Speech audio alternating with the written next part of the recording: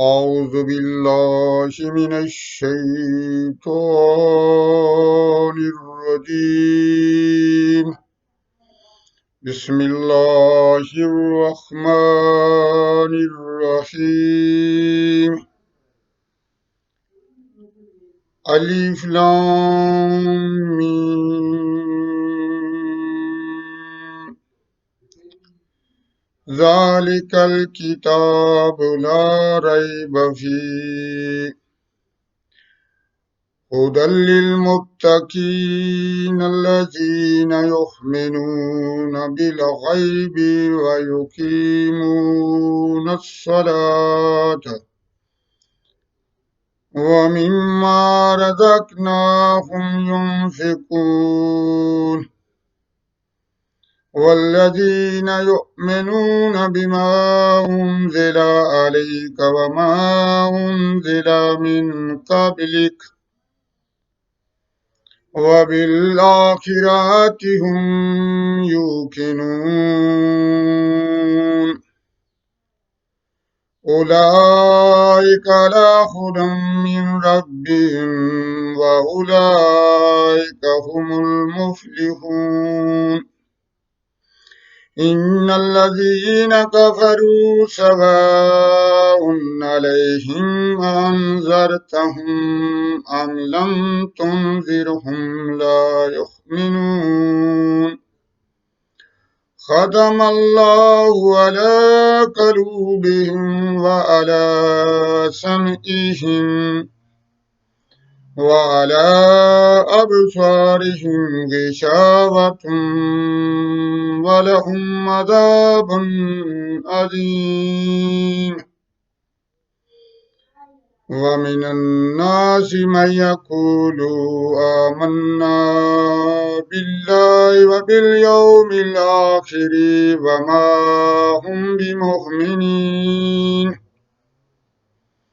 يخادعون الله والذين آمنوا وما يخدعون إلا أنفسهم وما يشعرون.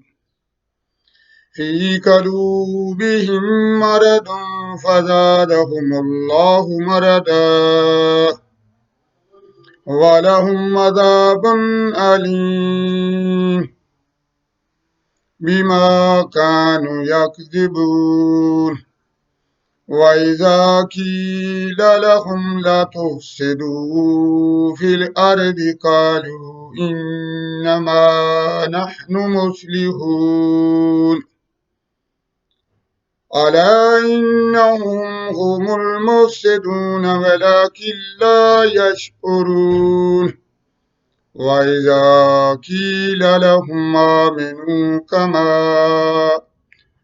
آمن الناس قالوا أنؤمن كما آمن السفهاء ألا إنهم هم السفهاء ولكن لا يعلمون. وإذا لقوا الذين آمنوا قالوا آمنا وإذا خلوا إلى شياطينهم قالوا إنما نحن مستهزئون. الله يستهزئ بهم ويمدهم في طغيانهم يعمهون. أولئك الذين اشتروا الضلالة بالهدى فما ربحت تجارتهم وما كانوا مهتدين.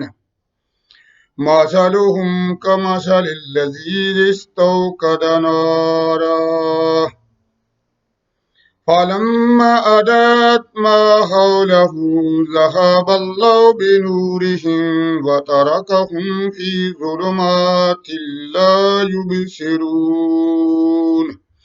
صدق الله العظيم. السلام علیکم ورحمۃ اللہ وبرکاتہ. دوستو، آج ہم قربانی کا ذکر کریں گے، قربانی کے بارے ذکر کریں گے.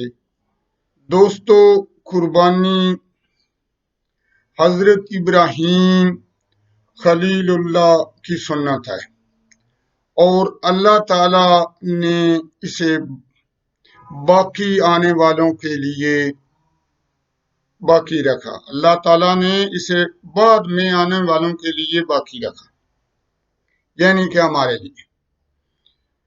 تو ایک تو یہ حضرت ابراہیم خلیل اللہ کی سنت ہے اور اللہ تعالیٰ نے بعد میں آنے والوں کے لیے بھی باقی رکھا۔ اور اللہ سبحانہ تعالیٰ کو ذی الحجہ کے ابتدائی 10 دن بہت عزیز ہیں۔ ان 10 دنوں میں جو بھی مسلمان نیک عمل کرتا ہے اللہ تعالیٰ کو بہت پسند ہے، جن میں 10 ذی الحجہ یعنی یوم نحر کا دن آتا ہے، قربانی والا دن آتا ہے۔ اس کے پہلے یوم کر یعنی مینا میں حاجیوں کے ٹھہرنے کا دن آتا ہے۔ تو یہ تو اللہ تعالیٰ کا فرمان ہے کہ مجھے بہت پسند ہیں ذی الحجہ کے 10 دن، جو بھی ان میں نیک عمل کرے گا وہ بھی مجھے پسند آئے۔ تو ایک تو قربانی کی فضیلت کا ہمیں اس سے بھی اندازہ ہوتا ہے کہ 10 ذی الحجہ یعنی یوم نحر کا دن اللہ تعالیٰ کو بہت پسند ہے۔ یوم کر یعنی مینا میں حاجیوں کے ٹھہرنا کے دن اللہ تعالیٰ کو بہت پسند ہے۔ تو میرے دوستو، نبی کریم صلی اللہ علیہ وآلہ وسلم نے بھی فرمایا ہے کہ اللہ تعالیٰ کو ذی الحجہ کے ابتدائی 10 دن بہت پسند ہے۔ اللہ تعالیٰ نے جس 10 راتوں کی قسم اٹھائی ہے ان میں ایک رات 10 ذی الحجہ کی بھی ہے۔ اور میرے دوستو، قربانی یعنی قربانی کرنے کے 3 ایام ہیں، 10 ذی الحجہ، 11ویں ذی الحجہ، 12ویں ذی الحجہ۔ تو زیادہ ثواب والا دن، زیادہ برکت والا دن، جو سب سے پسند کیا گیا ہے اللہ اور اللہ کے رسول کریم صلی اللہ علیہ وآلہ وسلم، وہ پہلا دن ہے 10 ذی الحجہ۔ اور ایک اور جگہ نبی کریم صلی اللہ علیہ وآلہ وسلم نے فرمایا کہ قربانی عید پڑھنے سے پہلے نہ کی جائے، پہلے عید پڑھی جائے۔ جس طرح مسلمان نماز پڑھتے ہیں، یہاں پر نبی کریم صلی اللہ علیہ وآلہ وسلم نے مثال پیش کی، جو ہماری طرح نماز پڑھتا ہے، ہماری طرح قربانی کرتا ہے، اسے چاہیے قربانی عید پڑھنے کے بعد قربانی کرے۔ تو میرے دوستو، میرے بھائیوں، پہلے عید پڑھیں، بعد میں قربانی کریں۔ جو ذبح ہے، جو آپ مینڈا دیتے ہیں، گائے دیتے ہیں، بکرا دیتے ہیں، ان کے ایک بال کے برابر آپ کو ایک بال کے برابر آپ کو نیکی ملے گی۔ تو میرے دوستو، میرے بھائیوں، اللہ تعالیٰ ہمیں توفیق دے کہ ہمیں اللہ تعالیٰ طاقت دے، استطاعت دے، تو ہم پیغمبروں کی سنت برقرار رکھیں۔ اللہ بھی خوش، اللہ کے پیغمبر بھی خوش۔ تو میرے دوستو، قربانی کے لیے مسلمان ہونا ضروری ہے۔ غیر مذہب پر، کافروں پر قربانی واجب نہیں ہے۔ قربانی کے لیے آزاد ہونا ضروری ہے، غلام پر قربانی نہیں ہے۔ میرے دوستو، قربانی کے لیے مقیم ہونا ضروری ہے، مسافر پر قربانی نہیں۔ میرے دوستو، قربانی مرد ہونا ضروری نہیں ہے، مرد عورت دونوں پر قربانی ضروری ہے۔